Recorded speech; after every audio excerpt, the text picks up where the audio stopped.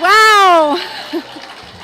Thank you all for joining us today on this United Nations Day of Peace to celebrate Roots and Shoots and the work of Dr. Jane Goodall.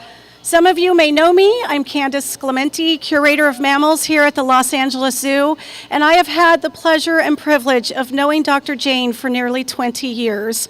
And so it's wonderful that this special event is taking place here at the zoo today, because conservation is one mission that unites people around the world and across generations.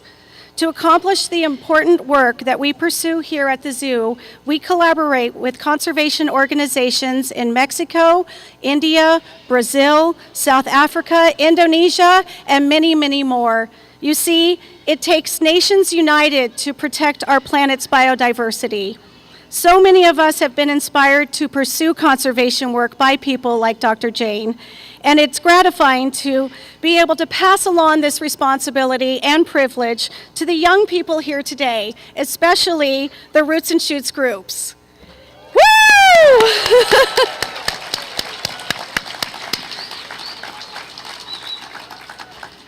You are also an inspiration, because we can feel confident that younger people with energy, vision, and less back pain are ready to take over the mission. More than 50 years ago, Dr. Jane Goodall first set foot on the shores of what is today Tanzania's Gombe National Park to begin her pioneering chimpanzee study, forever changing our understanding of great apes and our relationship to all animals. In the last 5 decades, her message has evolved into a personal quest to empower others to make the world a better place for all living things. In 1977, Dr. Goodall established the Jane Goodall Institute, and today JGI is expanded around the globe. The Institute continues the research at Gombe in addition to developing and implementing innovative community-centered conservation projects and the Roots and Shoots education and humanitarian program. Since the late 1980s, Dr. Goodall has spent the majority of her time, nearly 300 days per year, driven by her passion to help us all understand the difference we can make to make this a better planet, traveling around the world on a perpetual speaking tour. It's my pleasure to introduce Dr. Goodall and to learn from her about how each one of us can make a difference. Please join me in welcoming to the stage my friend, Dr. Jane Goodall.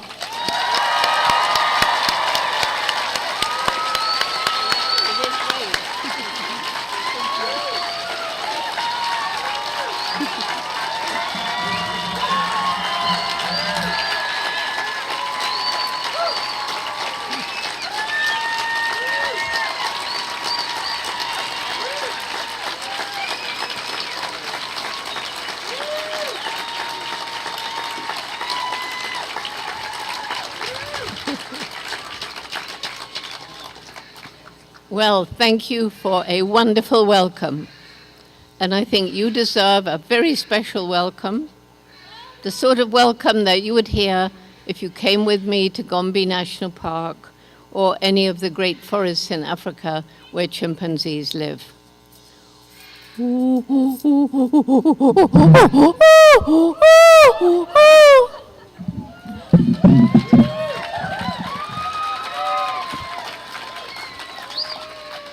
That simply means this is me, this is Jane.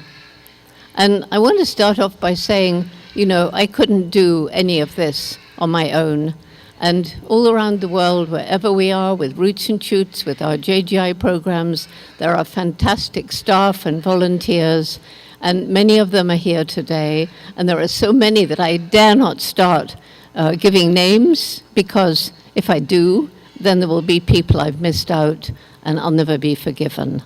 But I should, he's gone away, but I should introduce the Executive Director of JGI USA, Carlos Druz, and then all the rest of our staff. Oh, there he is. Right, fine. Yeah. I'm really sorry that some of you are out in this hot sun. And I just want to say that if you get too hot and you don't mind not sitting in a seat, there's shade back there. I won't mind a bit if some of you move while I'm talking and seek out, back in there, there's shade. You can even come back behind me. So don't sit and roast, because I have been in places in the hot sun where people stayed too long and then they fainted, and that makes a huge disruption. So don't suffer. So when I'm saying that I thank people who've helped me along my journey in this life, there are many of them, and they've come at different stages in my life. But one I always acknowledge, and that's my amazing mother. We can't choose our parents, but I was born with this amazing mother who supported the love of animals that I was born with. People say, what triggered your love of animals? I've no idea. I emerged from the womb loving them, according to Mum. And some of you will remember the story of how she came to my room when I was 1.5 years old, and she said, Jane, you've taken all these earthworms to your bed. And she said, you are watching them as though you are wondering how they walk without legs. And anyway, instead of getting mad at me for messing up my bed, she just said, if you leave them here, they'll die, they need the earth. And we took them back into the garden. And I know that many of you know the story of how I hid in a hen house to see how a hen laid an egg. I was 4.5 years old at the time, and we lived in London, but Mum had taken me for a holiday to a farm in the country. And in those days, farms were places where animals were out in the fields. There were none of these terrible, intensive animal factories that we breed meat in today. So it was very exciting. Cows, pigs, horses, face to face, and I can never forget it.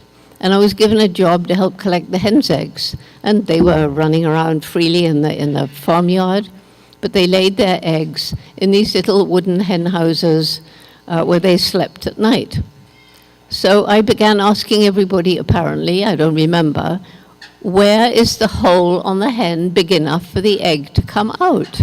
Because I couldn't see a hole like that.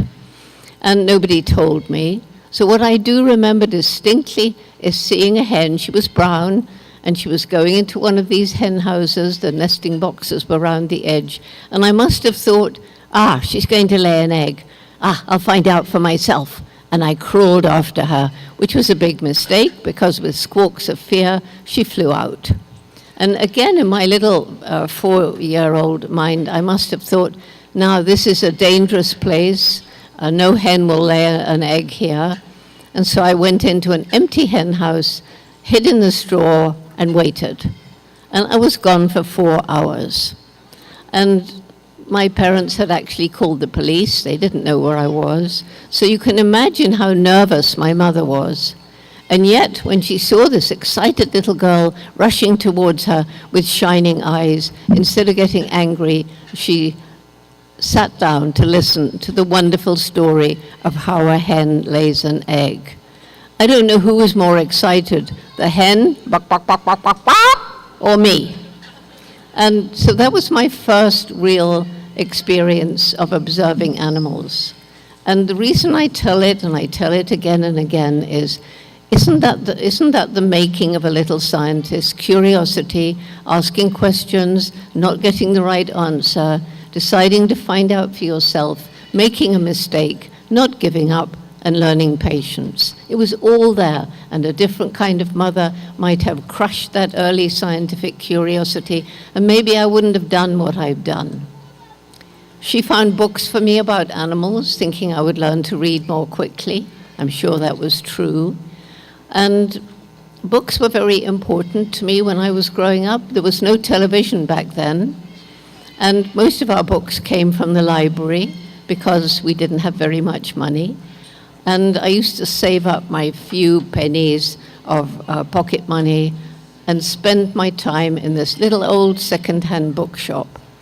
And I was 10 years old when I found a small book. I just had enough money to buy it. I didn't know anything about it, but I took it home and I read it from cover to cover. And that little book, which I still have, was Tarzan of the Apes. So, of course, I fell passionately in love with this glorious lord of the jungle. And what did Tarzan do? He married the wrong Jane. Right, yeah, he did. Anyway, that was when my dream began. I will go to Africa when I grow up. I will live with wild animals, and I will write books about them.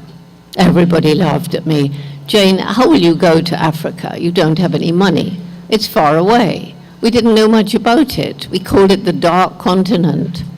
And I was just a girl. Girls didn't have opportunities like that back then. Only my mother said, Jane, if you really want to do this thing, you're going to have to work really hard, take advantage of all opportunities, but don't give up. And I've taken that message to young people all around the world, particularly to people, children in deprived communities. And I just wish Mum was alive now to know the number of people who've come up to me or written to me to say, Jane, I really want to thank you because you've taught me that because you did it, I can do it too. Anyhow, to go back to my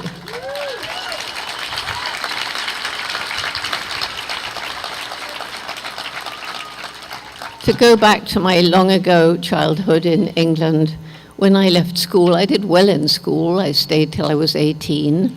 And normally I would have gone to college, university, but we didn't have enough money. And you couldn't get a scholarship in those days unless you were good in a foreign language. And I didn't even know chimpanzee back then. So we just had enough money for a secretarial course, which was terribly boring, you know, shorthand and typing, and there were no computers back then, so it was hard work. But anyway, I did it, I graduated, I got a job in London. Opportunity, a letter from a school friend inviting me for a holiday to Kenya, where her parents had bought a farm. I immediately realized this was the opportunity, but how would I get the money? You couldn't save money in London, where I had a job. So I went home. I found a job as a waitress in a corner, in a hotel around the corner. And it was very hard work, and the pay wasn't very good. So I think I worked as a waitress for about 6 months before finally I had enough money to go to Africa. It was by boat in those days. There weren't planes going back and forth with tourists. So it was an amazing adventure, going on that boat, leaving England when it was cold and grey, and gradually as we went south, the sea got bluer, and the air got warmer, and when we were close to the shore, the smells that came wafting over to the boat were more exotic. And I remember the first flying fish, a fish with wings, and I remember the dolphins leaping around the boat. We should have gone from London, if any of you know your geography, we should have gone from London through the Suez Canal and down to Mombasa, which is Kenya. But there was a silly little war between England and Egypt, and the Suez Canal was closed. So our boat had to go all the way around Cape Town. And in Cape Town, the boat docked for 2 days, and my mother had friends in Cape Town. So for 2 days, they took me around, and it's a very beautiful place. But I noticed that on all the seats in the parks, on the doors into the restaurants and the hotels, the doors into the restrooms, there was this writing, which, if you pronounce it phonetically, says slegs blanks, slegs blanks, if you speak Afrikaans. And I said to my friends, what do these words mean? White people only. I didn't grow up that way.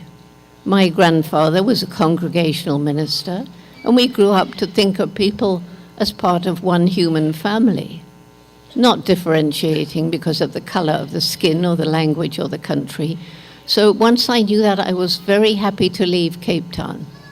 And it was much better when I finally got to Kenya, which was just about to have its independence from British colonial rule. I stayed with my friend, and I'd been there about 2 months.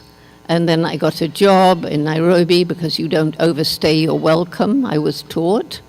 And somebody said to me, Jane, if you care about animals, you should meet Louis Leakey. And he was curator of the Natural History Museum. He spent his life searching for the fossilized remains of our earliest Stone Age ancestors. And so I went to see him at the museum, and he took me all around. He asked me many questions. But I had followed my mother's advice. I had read everything I could about African animals. Not much in those days was known. And I spent hours in the Natural History Museum in London. And so I could answer many of his questions. And guess what? That boring secretarial course that I took, just 2 days before I met Louis Leakey, his secretary had left. He needed a secretary, and there I was. So that was my entry into this magical place where I was surrounded by people who could answer all my questions about the mammals and about the birds and about the reptiles and the amphibians and the fishes and the plants as well and the insects.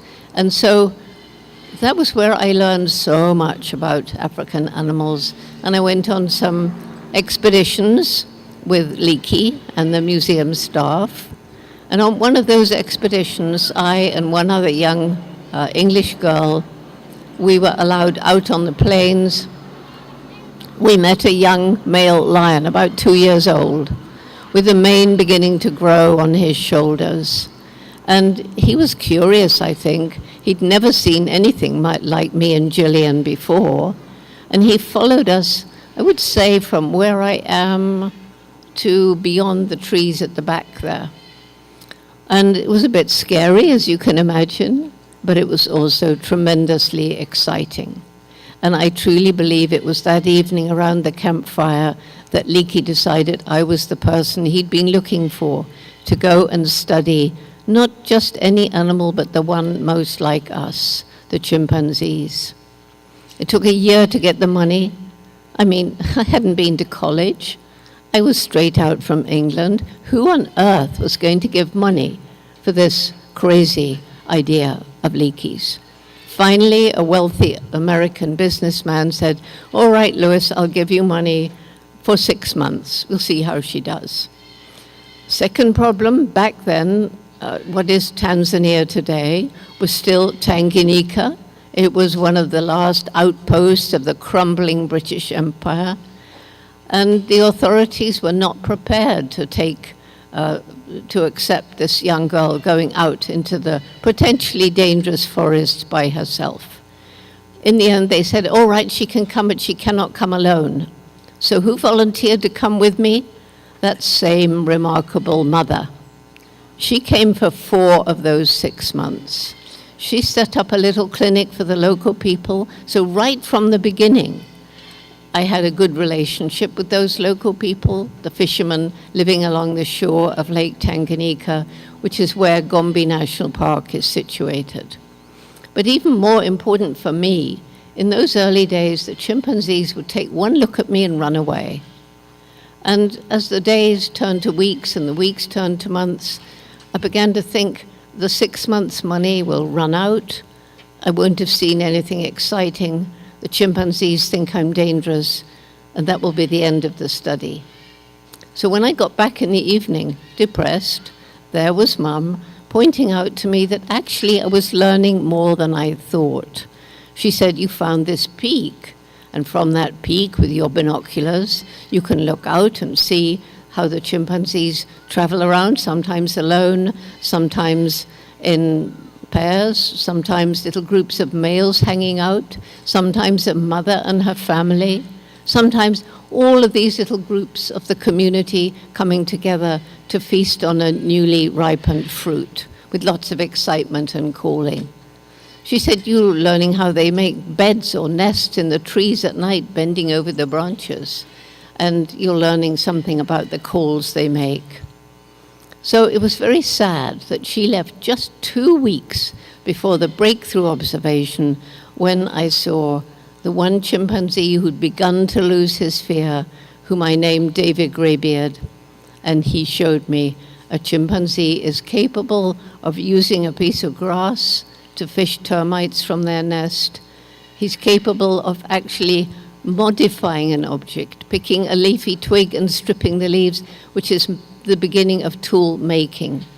And if you saw that today, it wouldn't be exciting at all, because there are many animals we know now can use and make tools. But back then it was thought that humans and only humans used and made tools, and we were described as man the tool maker.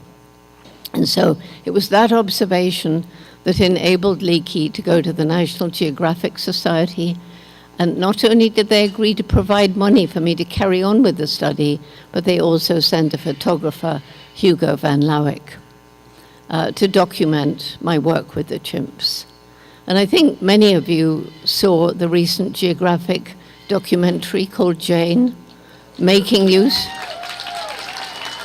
which used Hugo's amazing footage. The director of that movie, Brett Morgan, is somewhere out here. I have no idea where he is with his family. And a big thank you to Brett for creating a movie that has inspired people around the world. And as many of you probably heard, not only did Brett get an Emmy for his being director, but Hugo got the first ever posthumous award for documentary wildlife filmmaking 17 years after his death. That was a first.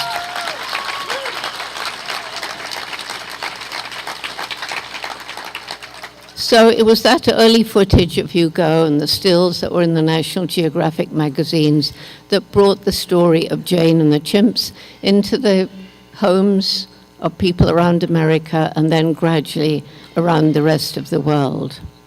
And so I was now assured of the money to continue the research. Thanks to David Greybeard, more and more of the chimpanzees lost their fear. They were ready to run. But if David was in the group sitting calmly, they looked from him to me, and I suppose they thought, well, she can't be so frightening after all. And gradually I got to know his friends in the forest, Goliath, the top-ranking male, old Flo and her amazing family, the adult son Fabian, adolescent Figan, juvenile Fifi, and Ollie, and all the rest. And they were among the most wonderful days of my life, days captured in that documentary, Jane. But when I'd been with the chimps about 1.5 years, I got a letter from Louis Leakey saying, I'm not always going to be here to get money for you. You're going to have to get your own money, and for that you're going to need a degree. And I've got you a place at Cambridge University in England. We haven't got time to mess with the BA, he said. I've got you a place to do a PhD in animal behavior. So you can imagine I was very nervous when I got to Cambridge. One thing I'd learned in my 1.5 years with the chimpanzees is how like us they are. Their non-verbal communication, kissing, embracing, holding hands, patting one another, begging for food, swaggering, males competing for dominance, swaggering and shaking their fists, and sometimes reminding me of some of our male politicians. No names mentioned. So when I got to Cambridge, as I say, nervous of these professors who knew so much. Can you imagine how I felt when they said, Jane, you've done this study wrong? First of all, you shouldn't have named the chimpanzees. That's not scientific. You should have given them numbers. And you can't talk about them having personalities. You can't talk about them having minds capable of thinking. You certainly can't talk about them having emotions like happiness, sadness, fear, despair. That's unique to us. They thought that there was a difference of kind, a sharp line dividing us humans from all the rest of the animals. Well, fortunately, when I was a child, I had a wonderful teacher who taught me that in this respect, these wise professors were not wise at all. They were wrong. And that teacher was my dog. If you share your life in a meaningful way with a dog, a cat, a rabbit, a horse, a bird, I don't care what, you know that we are not the only beings on this planet with personalities, minds, and emotions.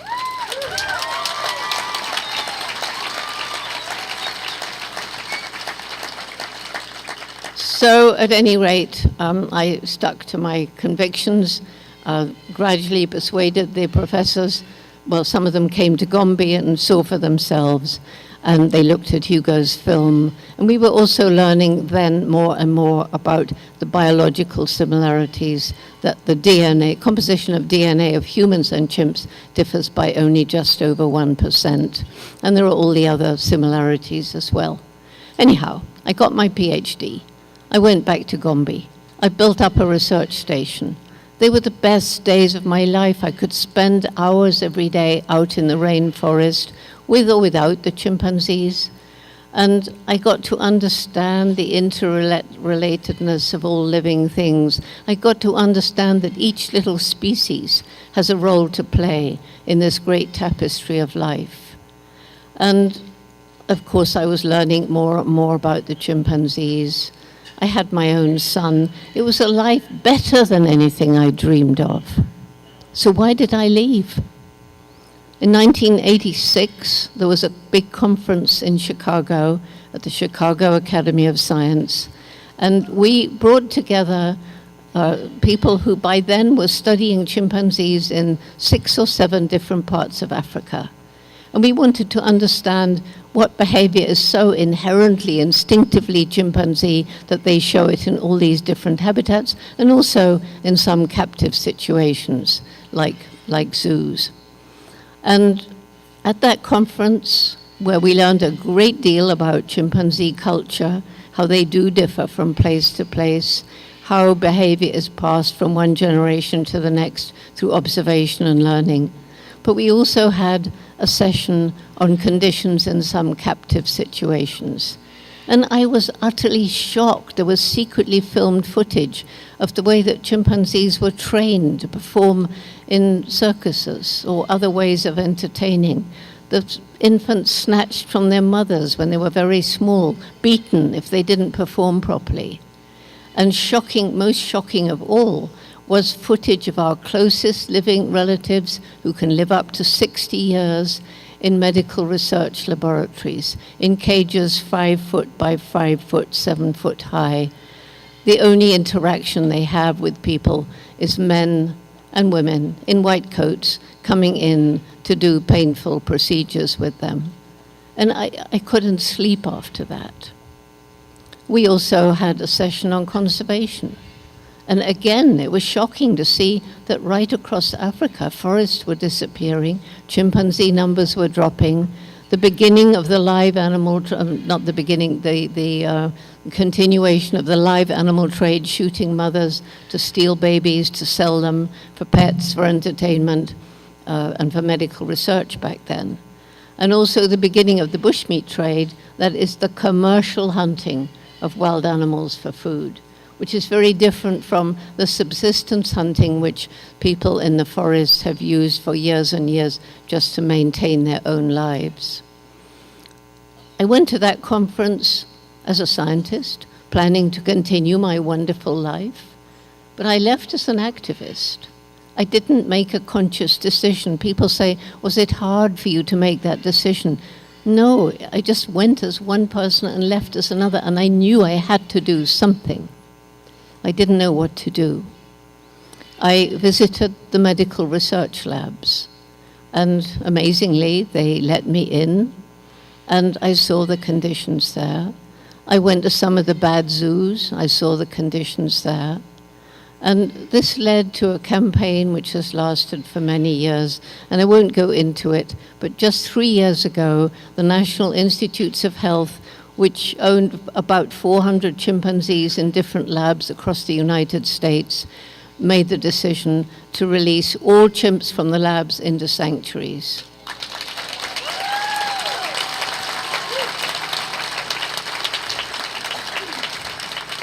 But what do you think the reason for that was? Was it because of the cruelty to the chimpanzees? That, I'm sure, was instrumental in making many people's minds up. But the basic thing was that the the director of NIH, Francis Collins, who's the man who unraveled the genome, a very erudite scientist, he put together a team of 11 people. JGI was allowed to add 2 or 3 people to that group. They investigated every single experiment that was being done on the chimpanzees at that time. They were asked 2 questions. Is this experiment beneficial to humans? Is it potentially beneficial to humans? And at the end of 18 months, the answers came back. Not one of those experiments was either beneficial or potentially beneficial to humans. That's when Francis said, right, out into sanctuaries. And they're now almost all in sanctuaries.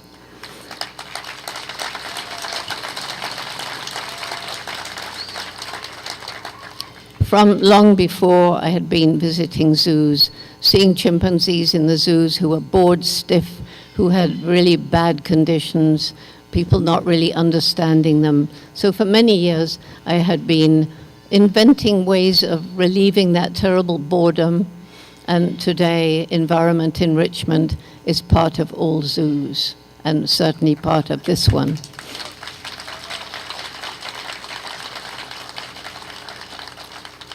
Then I went to Africa and got a little bit of money and went to, I think it was 6 of the different range countries, so that I could learn firsthand more about what was going on with the chimpanzees. Because if you want to really change people's minds, you need to have firsthand knowledge. It's no good just relying on what people tell you. So I was learning a lot about what was happening to the chimpanzees. But I was also learning about the plight of so many of the African people living in and around chimpanzee habitat, the crippling poverty, the lack of good health and education facilities, and very often the ethnic violence. It came to a head when I flew over the tiny Gombe National Park, which had been part of what we called the equatorial forest belt, stretching from East Africa, curling through the Great Congo Basin to West Africa. But when I flew over in 1990, there was the tiny, roughly 30 square mile Gombe National Park, completely surrounded by bare hills. Forests had gone. More people living there than the land could support. Too poor to buy food from elsewhere, land over-farmed and infertile. And the only trees left standing were in the very steep ravines where they couldn't actually cut them. And that's when it hit me. If we don't do something to help these people find alternative ways of living that don't count on cutting down the forest in order to desperately try to grow food to feed your family or to make money from selling charcoal, if we can't help them, we can't even try to save the chimpanzees.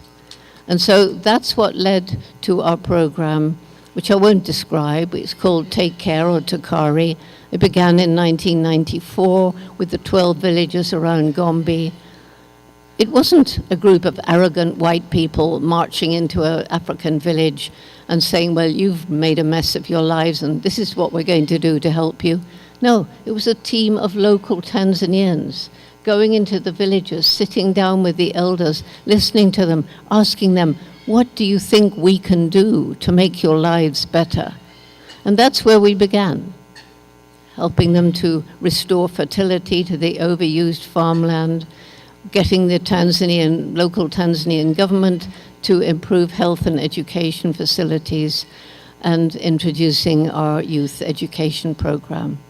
So gradually the people began to trust us, and we could introduce things like water management programs, microcredit where groups could take out tiny loans for an environmentally sustainable project, scholarships to keep girls in school after puberty, and distributing family planning. All of it successful. So what began with 12 villages is now in 72 villages throughout the whole range of the wild chimpanzees in Tanzania.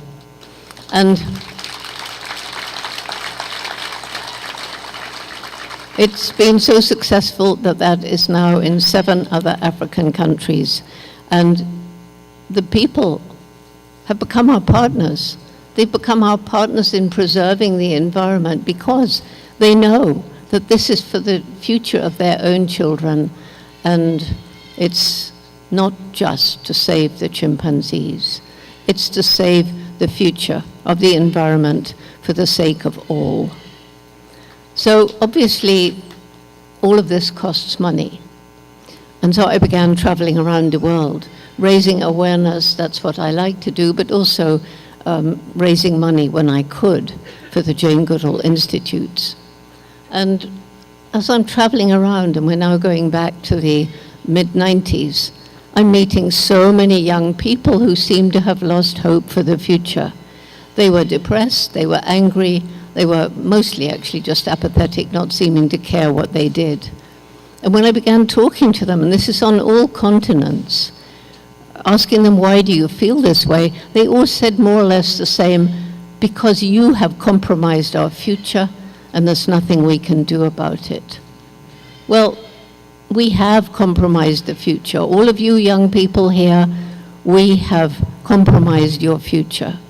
And there's a saying, it was one of the Native American chiefs, I forget which one, we haven't inherited this planet from our parents, we've borrowed it from our children. We have not been borrowing your future, all of you young people here. We have been stealing it, and we're still stealing it. But is it too late to do anything about it? Is it too late to try and heal the scars that we've inflicted? We have a window of time if we all take action. That's when Roots and Shoots began, 1991.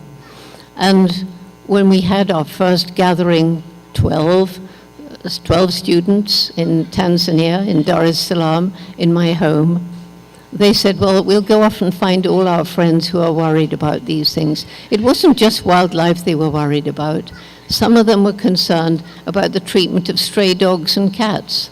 Some of them were worried about the homeless children with nowhere to live and sniffing glue. Some of them were concerned about the illegal dynamite fishing that was destroying the coral reefs. Some of them worried about the poaching in the national parks and why wasn't the government prosecuting the poachers. And so we had this big gathering, and that's when Roots and Shoots began, with the main message that you've already heard from Erin this morning, that every single one of us makes an impact on this planet every single day, and we all have a choice as to what kind of impact we're going to make. Are we going to leave the world a little bit better after today, or don't we care? And right from the beginning, because I'd learned about the interconnectedness of all things in the rainforest, we decided that we would have projects to help people, to help animals or other animals, because we're animals too, and to help the environment. And I don't think I need to explain to any of you here the harm that we've inflicted on this planet. I think you all know it. You know about the deforestation, you know about the pollution of air, water, and land, especially the pollution of the ocean, about the plastic bags that are destroying the environment everywhere.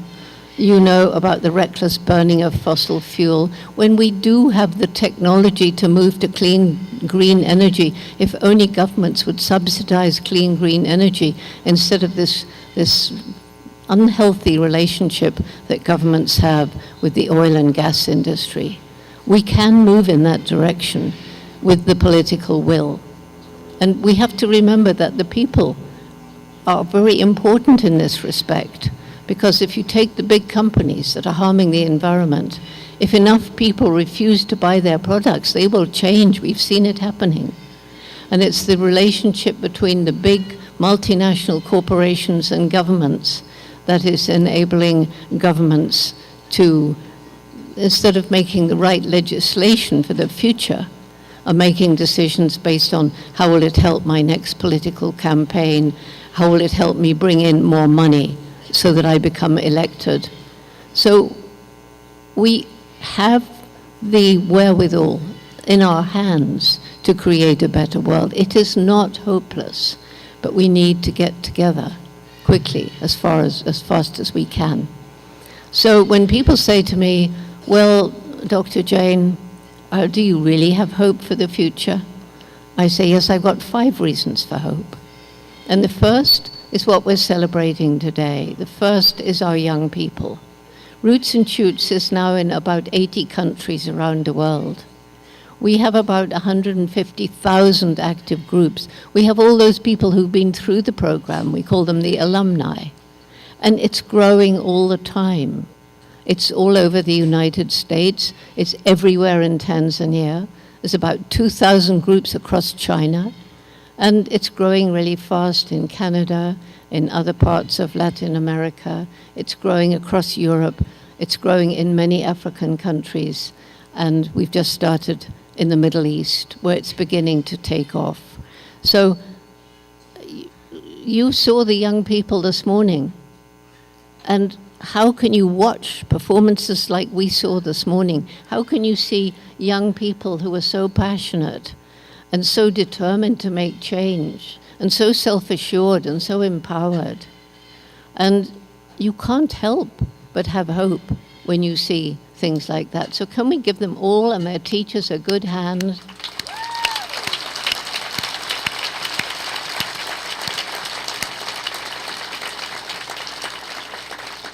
It's what gives me my greatest reason for hope. And the thing is that young people are beginning to understand what I said earlier, that we are not the only beings with personalities, minds, and emotions. And this is starting to change the way we think about how we act each day. So let me introduce a couple of my friends here. Here's Piglet, and here's Cow. And when people think about animals having personalities, minds, and feelings, we think about dogs and cats. We think about, well, I've been talking to a parrot today. But people tend to forget that farm animals also have personalities, minds, and no emotions. That cows suffer when their babies are taken away to turn them into milking machines. That pigs can be every bit as intelligent as dogs. And if you don't believe me, after this, Google, not Picasso, but Pigcasso. And you will be absolutely amazed. I won't say any more now, but Google Pigcasso. And we now know that octopus are amazingly intelligent. We know that birds are intelligent. And even insects can be taught. Bumblebees were taught to roll little balls. If they drop them in a hole, they get a honey reward. Bumblebees who haven't been taught can do the same, first go, just by watching the trained bumblebees. And so we have a whole new way of thinking about the other animals with whom we share the planet. And for any young people here who think they'd like to go into animal behavior, it's the most exciting time in my whole life. And I've lived 84 years, because you can study animal intelligence, you can study animal emotion, you can study animal personality, things I could not have studied because I was told by science that they didn't exist. So I'm not sure. I don't really know about the personality of sharks, but I do know about the intelligence, personality, and emotions of dolphins and whales. And I was just given this hammerhead shark talking about the pollution of the ocean and how that covers so much of our land surface. There's far more water than land.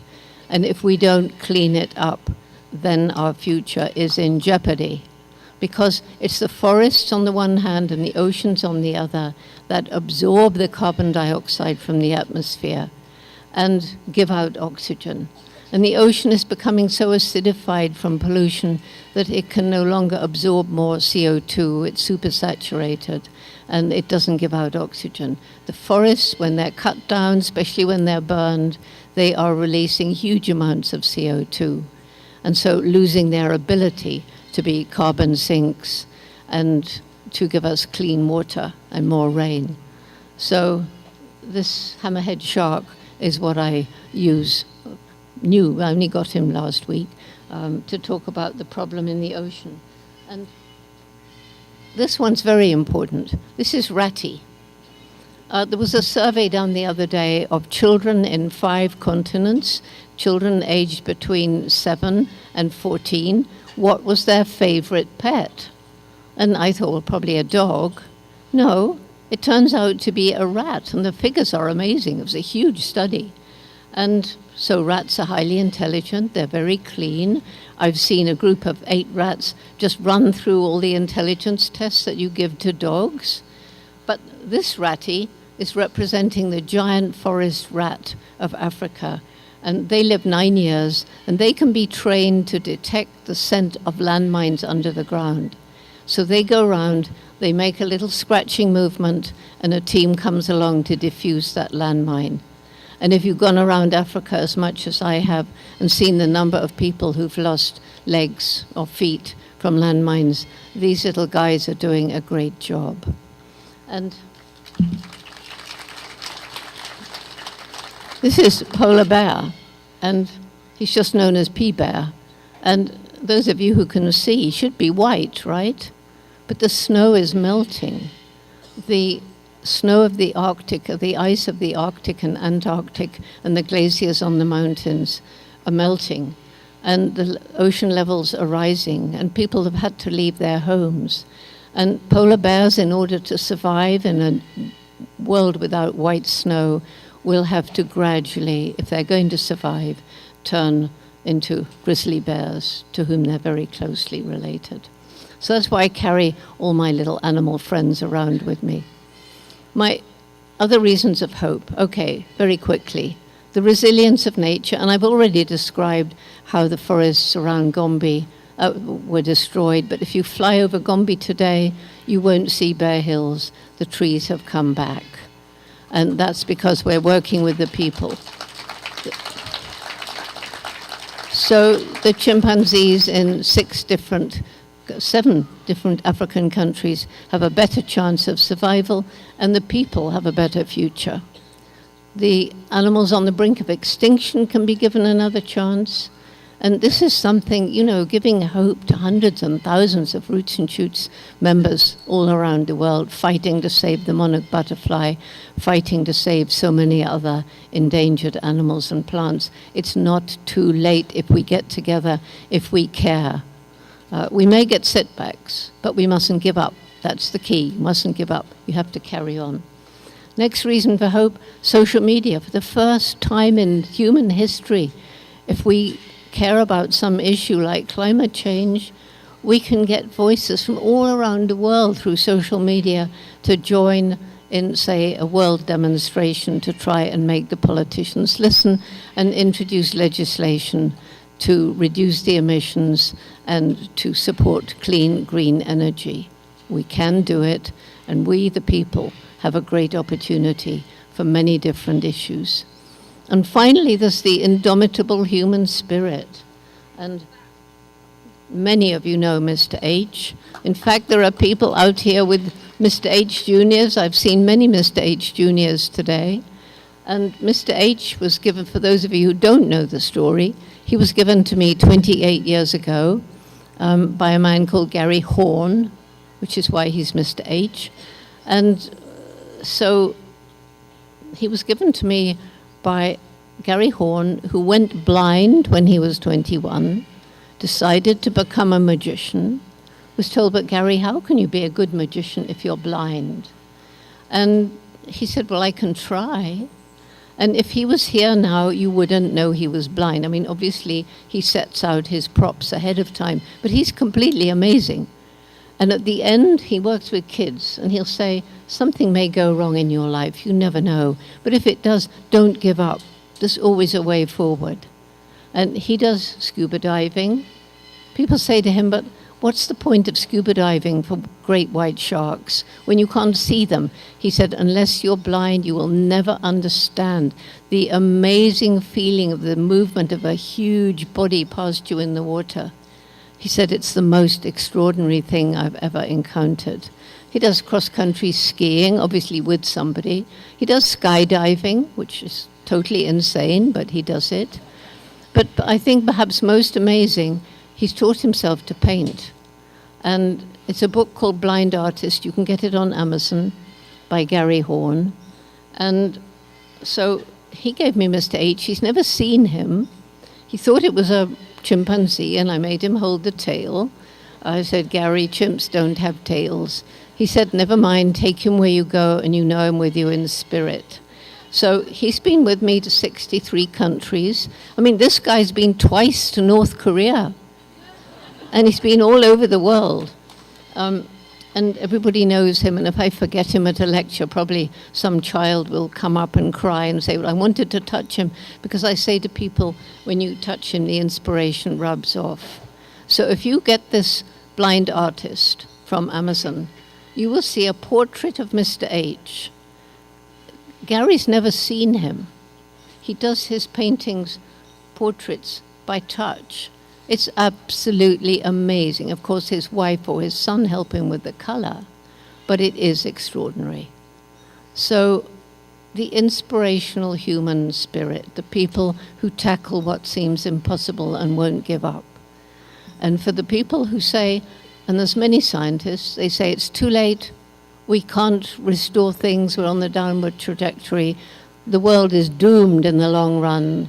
And they kind of accuse me of giving people false hope. It is not false hope.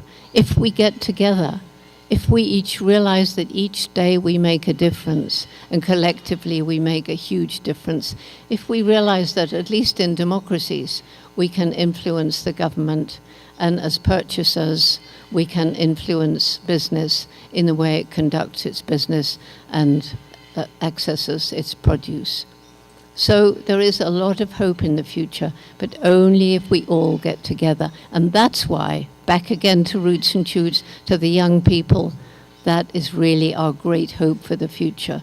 The young people, the teachers and the parents who work with them, we all get together, and we can make this a better world.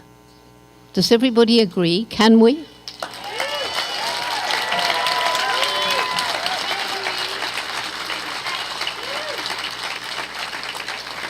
So anyway, finally I want to thank everybody who's made this wonderful day possible, the people in the zoo, the Jane Goodall and Roots and Shoots team. And as I said, I'd love to mention you all, but I dare not, because I missed somebody out. And anyway, we'd be here another half hour, so thank you.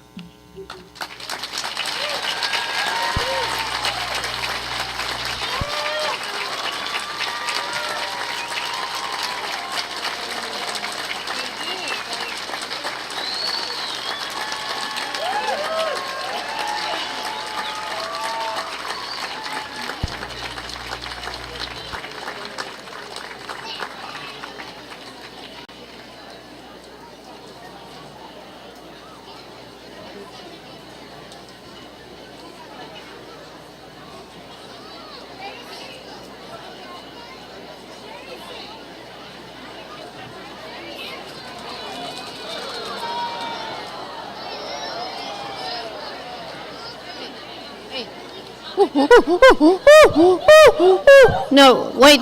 Can you wait one more minute? I forgot something very important. When we decided to do something so that Roots and Shoots would become connected around the world, we designed these giant peace doves. And the giant peace doves you saw in the parade today. And a wonderful man, Dana Lyons, made a song called Circle the World. I'd love you to listen to the words, and at the end of this you will see something very, very special thanks to the zoo. So just sit on the ground and please listen to the words of the song.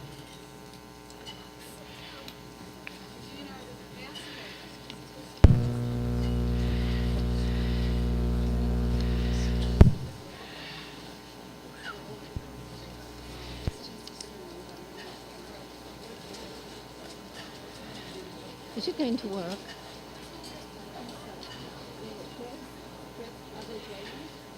They're flying the doves, I think. Yes. Well, it seems the song doesn't work, but if you look up, you'll see the doves flying around, circling the world.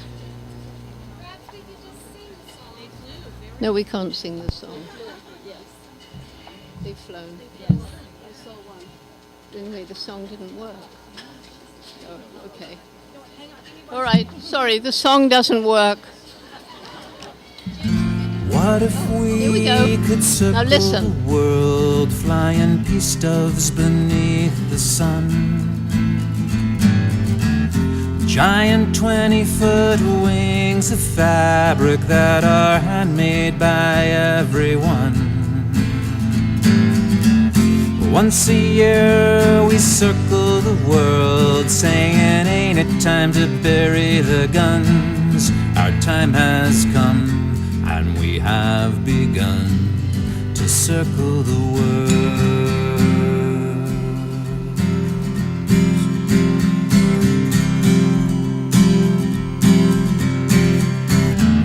It's a dream and it's a vision, it's a prayer that we may see. When every person, every creature will be treated with dignity. When every war will be a memory we never shall repeat. Our time has come and we have begun to circle the world.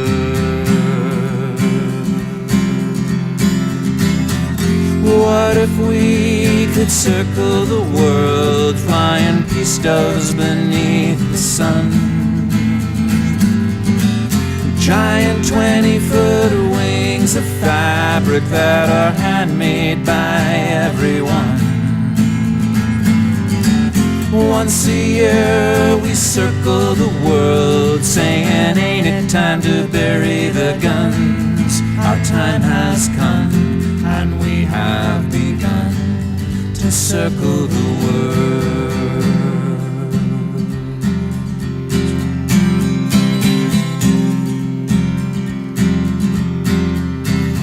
It's a parade and it's a party, giant puppets with many drums. It's a song with many rhythms that is sung in many tongues. It's a giant snake dance in every country beneath the sun. Our time has come and we have begun to circle the world. What if we could circle the world, flying peace doves beneath the sun? Giant 20-foot wings of fabric that are handmade by everyone. Once a year we circle the world, saying, ain't it time to bury the guns? Our time has come, and we have begun to circle the world.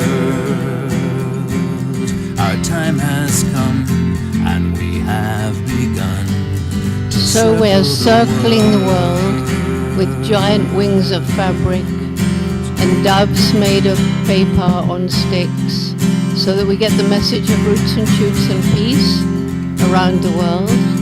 But at the same time, we're trying to protect the environment, protect the wild birds and the environment. So now look up, and with luck, they're gone? No.